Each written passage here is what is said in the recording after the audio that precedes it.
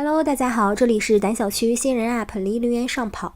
没想到几期节目就能收获上万粉丝，所以节目开始前，请大家注意看一下屏幕。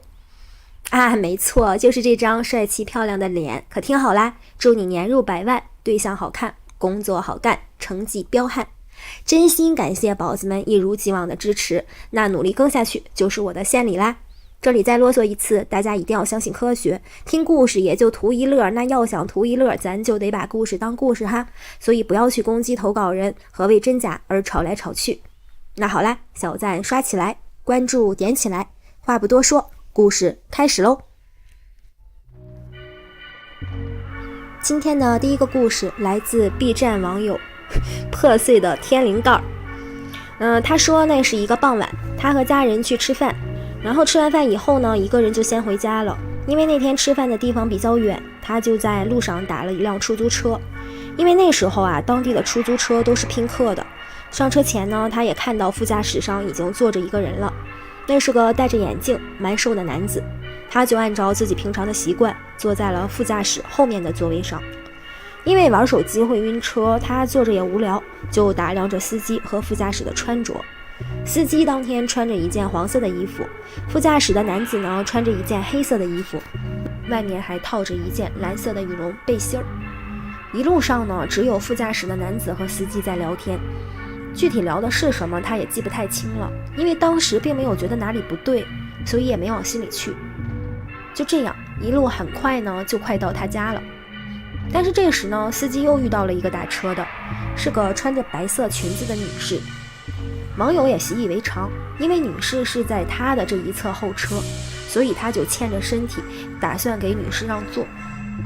但是他都让好座位了，那个女士呢却直接打开了前面的车门，直接坐在了副驾驶的位置上。他定睛一看，刚才那个在副驾驶上的男子竟然消失了。小伙伴说他当时特别清醒，不存在是睡着做梦这种情况，也可以很清楚地记得这中途根本没有停过车，因为全程也并没有太远嘛，所以司机完全是没有停过的。他说他自己打车的时候都是很警惕的，全程注意力也在线，而且这个女士上车前他也确定车门是没有被打开过，也就不存在男子下车和女子上车同时发生这种情况。他说明明前一秒还在的男子突然间就这么凭空消失了，那他自然觉得太诡异了。反正很快也要到家了嘛，就立刻结了账，跑下了车。临走前呢，他还专门回头看了一眼车上的司机和那个女士。没错，车上此时只有他们两个。那好吧，这个故事我也不知道该做出什么合理的解释了。先顿脚吧。今天的第二个故事呢，还是来自 B 站网友，他要求匿名。这是个折磨当事人10余年的校园欺凌事件，可以说看得我血压飙升，基本上全员恶人。我只想提前感慨一句比鬼神更可怕的是人心。我们简称这位小姐姐为 A 是个北京姑娘，85后，父亲是做外贸的，白手起家。90年代初呢，就已经家里开上了小轿车了。母亲是河北人，经他人介绍嫁过来的，为人善良温柔。她小学阶段的成绩很好，长得漂亮，有点小才艺，性格是活泼开朗，爱笑爱闹的，那朋友自然也很多，所有的老师同学也都很喜欢她，所以她相信身边绝大多数的人都是善良的。但这一切却在她12岁那年发生了很大的变故。A 说小升初结束以后，她的父母就离婚了。她妈妈因为没有工作，也就没有得到她的抚养权，自己回了河北。她爸爸呢，和一个售货员二婚了。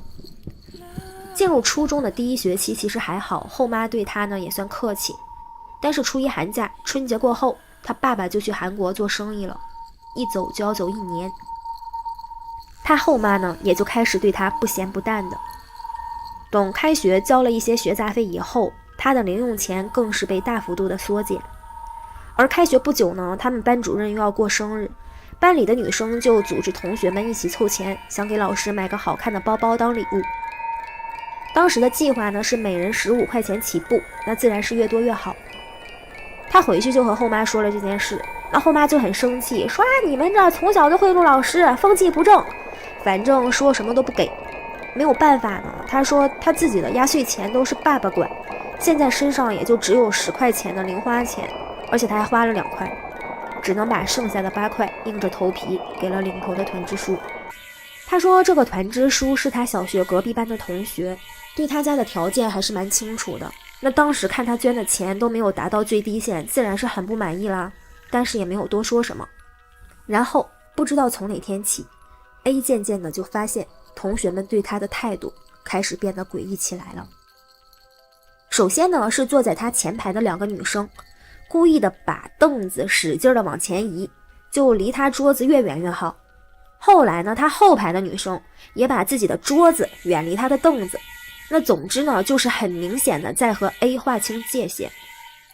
再往后呢，就更过分了，他们几个还有他的男同桌就经常突然捂着鼻子，故作惊讶地看着 A， 然后用书那样大幅度地扇来扇去。甚至有一次早自习的时候，他同桌就特别大声地摔着书，然后指着 A 说，你是不是肠胃有病，赶紧叫你家人带你去检查检查。这话一出，全班一惊，继而哄堂大笑。 A 说他根本什么都没做，他甚至都开始怀疑起来自己是不是有什么体味。他说他这之后基本上每天都洗澡，重口味的东西也不敢吃，就连肚子叫都会提心吊胆。而且他还专门去问过他小学毕业后去其他初中读书的朋友，自己身上到底有没有异味。那结果就是自然是根本都没有嘛。没错，这就是他的那些同学故意为之，在孤立他。那后来没过多久呢，这种事情也慢慢的蔓延到了全班。A 说他不管走向教室的哪个角落，都会有人捂着鼻子跑开，哪怕厕所是在排队的，那他用过的厕间呢，也绝对没人肯进去。甚至发展到他的作业本和谁挨着，谁都会特别故意的那样拍一下，就像去会企一样。分座位的时候呢，甚至会有人大声的说，千万别让我跟 A 分到旁边。再后来呢，谣言甚至传到了外班，而且已经变成了说 A 他携带了某些晦气，谁靠近他呢就会倒霉，甚至还背地里给他取了个外号叫巫童。他说短短几个月后呢，他已经人见人躲，自己都觉得很难堪，那尽量就躲在座位上，不要出去和别人说话了。结果呢，就有几个女生，她们故意跑到 A 的身边来，然后再怪叫着躲开。A 说他哪怕到现在都没有弄明白这件事情究竟是怎么开始的，那他也就只能和捐钱少联系起来了。在被全班同学孤立以后呢，他就开始失眠，因为发育的缘故也开始发胖长痘，整个人呢变得畏畏缩缩，没精打采。那到了初2呢，已经完全没有了小学时好看的模样。这样呢，其他人又多了一个看不惯 A 的理由。除了躲，他们还明目张胆地质问 A 说，你长得这么丑，你以后怎么找男朋友？ A 说其实初2的时候他的脾气和傲气还是没有被完全磨掉的，所以也做过反击。起因呢，是当时班里的一个男生恶作剧，故意写了一封情书给 A， 落款呢还写了团支书男朋友 B 的名字。团支书呢，就是刚才说的带头给老师买包包的女生。那当天是个周五，最后一节课是自习课，刚打完上课铃声，就有一个男生在门口大喊说，哎呀，隔壁班的 B 竟然给咱们班的 A 写情书了。说着就把一个信封扔到 A 的桌子上。同学们呢，先是哈哈大笑，然后呢也都对这个情书本身的内容好奇起来。这时候团支书自然就坐不住了呀，他直接就走了过来，拿走了那封信，并且甩下了一句话，说你给我等着，放学别走。后来就是放学后，班里其他同学慢慢走了，却有7、8个女生堵住 A， 把他留在教室里，不许他走。接着呢，不由分说的，团支书就带头给了 A 一个耳光。A 当时就懵了，说你干嘛呀？团支书说，我打贱人。边说还边拿出湿巾来擦手。紧接着后面的几个女生排着一队，一个接一个的过来扇 A 的耳光。A 呢也反应过来了，他说顿时积攒的委屈和怒火就爆发了，冲过去 1v-N 的和他们扭打起来。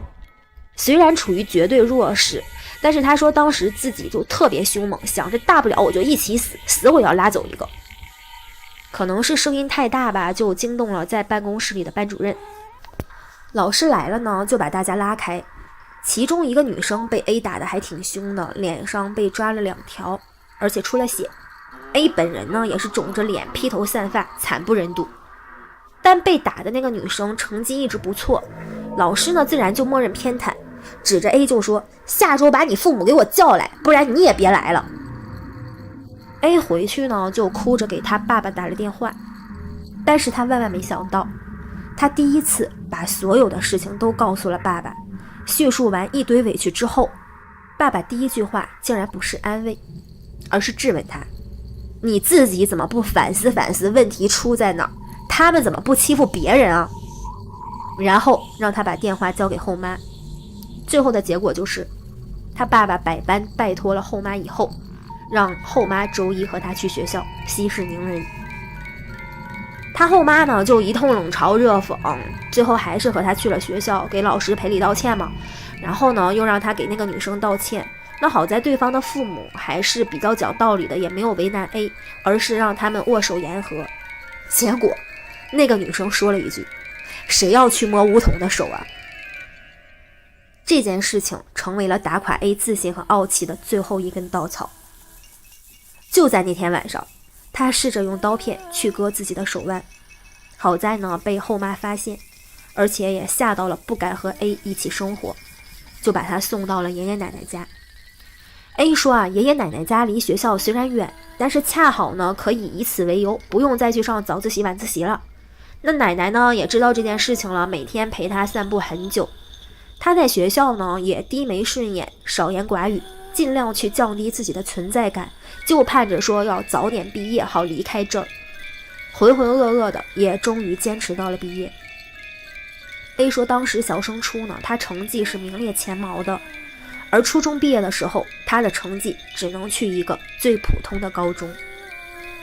最后呢，带着头孤立他的那几个人却考上了重点。再后来呢，他高中遇到的同学都蛮正常， A 也顺利的考进了一所还可以的大学。那直到初中毕业10周年的时候呢，当时的团支书就莫名其妙的联系上了 A， 而且熟络的和他打招呼，还关切的去问 A 的一些近况啊，有没有谈恋爱之类的这些，甚至还抱怨似的说：哎，你都不理老同学呀，我们都没有你的联系方式。 A 当时一度震惊，他说：难道那些事情都是自己的错觉吗？一再的心理建设下，他还是去参加了那次聚会，目的只有一个，那就是问清楚为什么他们要孤立他。这个时候的 A 啊，已经是一个很好看的姑娘了，她高考之后就瘦了，那此刻呢又白又瘦，长相还很可爱，所以聚会那天呢，她说有好几个从来都没有正眼看过她和她说过话的男生也过来要加她的联系方式了，但是 A 当然一律拒绝呀。然后呢，他就找到了最开始造谣他有味道的那几个人。他说5个人里来了2个，是坐在他后排的那2个女生。他鼓足勇气，心理建设后，终于向他们开了口，问他们当时为什么要那样做。结果那俩人面面相觑，互相问道：哎，有吗？我不记得了啊，也许是跟你同桌乱起哄的吧，那反正都过了这么久了，这种小事谁还记得？哎，你记性可真好哈。小事儿 A 当时无话可说，转身就离开了。他说他现在一直是个丁克，不为别的，只是害怕万一有了孩子，那自己的孩子要如何面对那些阴暗的角落和纯真面容下的魔鬼。我知道我的观众里有很多学生，所以在这里我也真心的希望大家对校园欺凌说不，千万不要去欺辱他人，如果被他人欺辱，也一定要多和那些能理解你的家人沟通。希望每一个老师和家长，你们都能多多的关心自己孩子的心理，多听听孩子的心声，而不是一味只在乎成绩，一味追求严格。但愿每个孩子都能配得上祖国花朵这一称呼。那说完阴暗的，再来说个温暖的小故事吧。这个故事来自 B 站网友虎虎有条小尾巴。这位小伙伴呢是开观赏鱼店的。有一天，一个大概2-3岁的小朋友一个人在店门口看他店里的热带鱼。他看到了以后呢，就发现孩子身边没有大人，估摸着一定是自己走丢了。他说他的店挨着一条国道，是有车来车往的，安全起见呢，就把孩子抱起来，打算带回店里休息。但是转念一想，如果他的家人寻来，那大人不知道要进屋找的话，那不就找不到他了吗？于是他就抱着孩子站在店门口，等了大概10几20分钟吧，打算再等不到人的话，就带他去派出所。